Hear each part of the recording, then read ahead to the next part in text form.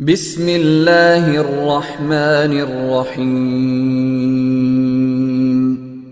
السلام علیکم ورحمۃ اللہ وبرکاتہ۔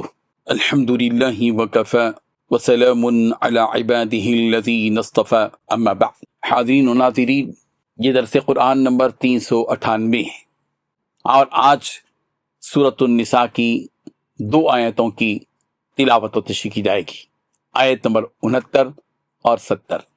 اعوذ باللہ من الشیطان الرجیم، بسم اللہ الرحمن الرحیم۔ ومن يطع الله والرسول فأولئك مع الذين أنعم الله عليهم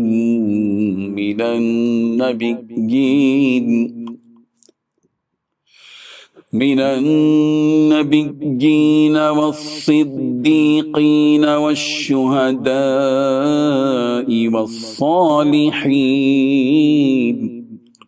وحسن أولئك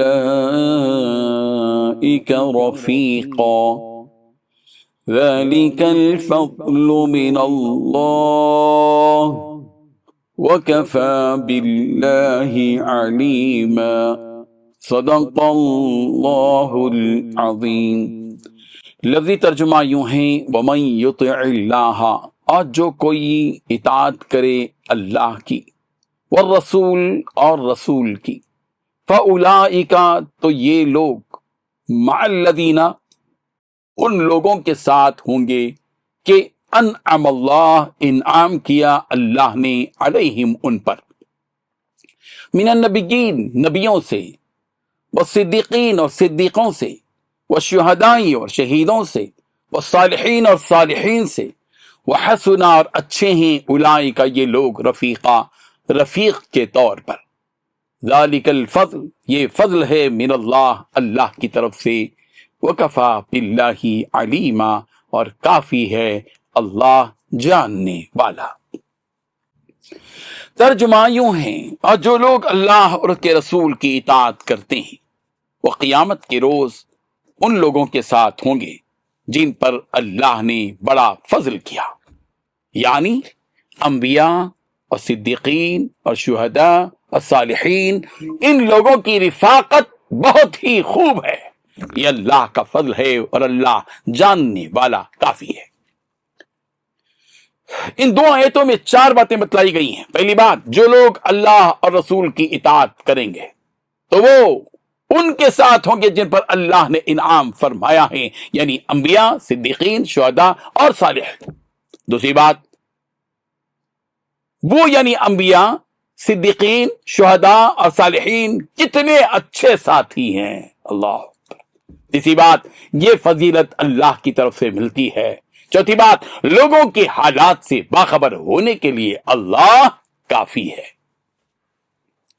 بزرگان محترم، اللہ اور اس کے رسول کی اطاعت اور فرما برداری کا کس قدر بہترین صلہ آخرت میں ملے گا، یہ آیت اس واقعے کے پس منظر میں نازل ہوئی کہ حضرت ثوبان رضی اللہ عنہ وہ صحابی ہیں جنہیں رسول رحمت صلی اللہ علیہ وسلم نے آزاد کر دیا، گویا وہ پیارے پیغمبر صلی اللہ علیہ وسلم کے آزاد کردہ غلام تھے۔ حضرت ثوبان رضی اللہ عنہ رسول رحمت صلی اللہ علیہ وسلم سے بے حد محبت کیا کرتے تھے، انہیں اس وقت تک چین نہ آتا تھا جب تک وہ اپنی آنکھوں سے رسول رحمت صلی اللہ علیہ وسلم کو نہ دیکھ لیں۔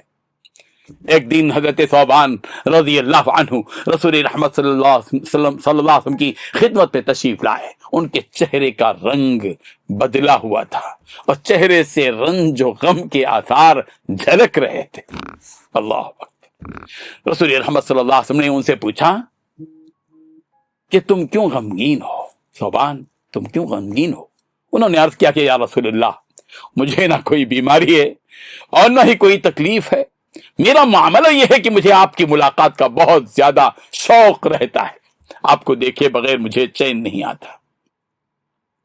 میرے ذہن میں اچانک یہ خیال آ گیا کہ دنیا میں تو میں آپ کو جب چاہے دیکھ لیتا ہوں، مگر آخرت میں کیا ہوگا؟ آپ تو نبیوں کے درجات میں ہوں گے، اگر مجھے جنت مل بھی گئی تو آپ تو جنت کے اونچے درجات میں ہوں گے اور ہمارا درجہ تو آپ کے برابر نہیں ہوگا، تو پھر آپ سے جنت میں ملاقات کا کیا ہوگا؟ وہاں جنت میں سب کچھ ہو مگر آپ نہ ہو تو پھر وہ جنت کیا ہوگی؟ آج اس خیال اور سوال نے مجھے رنجیدہ کر دیا ہے۔ حضرت ثوبان رضی اللہ عنہ کی اس بے چینی کو دور کرنے کے لیے یہ آیت نازل ہوئی، جس کی تلاوت آج کی گئی ہے، اور یہ بشارت دی گئی، خوشخبری دی گئی کہ جو لوگ اللہ اور رسول کی اطاعت کریں گے، فرما برداری کریں گے، اللہ اور رسول کے حکموں کے مطابق چلیں گے، وہ جنت میں ان لوگوں کے ساتھ ہوں گے جن پر اللہ تعالیٰ نے اپنا انعام کیا، یعنی وہ فرما بردار لوگ جنت میں نبیوں کے ساتھ ہوں گے، صدیقین کے ساتھ ہوں گے، شہیدوں کے ساتھ ہوں گے، صالحین اور نیکوکاروں کے ساتھ ہوں گے۔ اسی کے ساتھ یہ بھی بتا دیا گیا کہ وَحَسُنَ أُولَئِكَ رَفِيقًا، کہ حضرات انبیاء، صدیقین، شہداء اور صالحین بہت اچھے رفیق اور دوست ہیں۔ ان سے بڑھ کر کون دوست ہو سکتا ہے؟ ان کے برابر کون دوست ہو سکتا ہے؟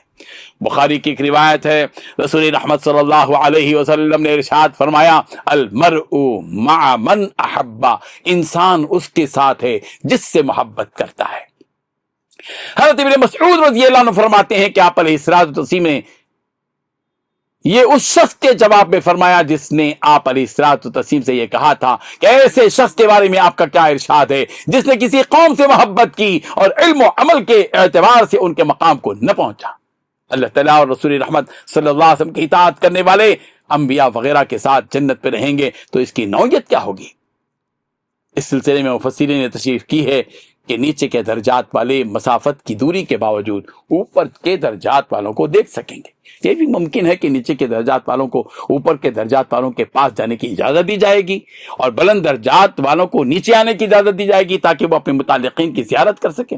اس آیت میں ان جماعتوں کا ذکر ہے جن پر اللہ تعالیٰ نے انعام فرمایا، ایک ہے انبیاء، دوسرے صدیقین، تیسرے شہداء، چوتھے صالحین۔ انبیاء وہ جنہیں رب ذوالجلال کی طرف سے مبعوث کیا جاتا ہے، جن کے ذریعے سے قوموں کی ہدایت کا سامان ہوتا ہے۔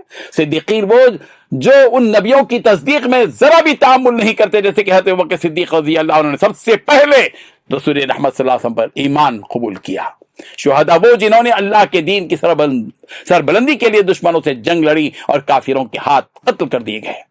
اور صالحین وہ جن کے دل برائیوں سے بالکل دور اور نیکیوں کی طرف راغب ہوتے ہیں۔ رب ذوالجلال ان حقیقتوں کو سمجھنے کی توفیق عطا فرمائے۔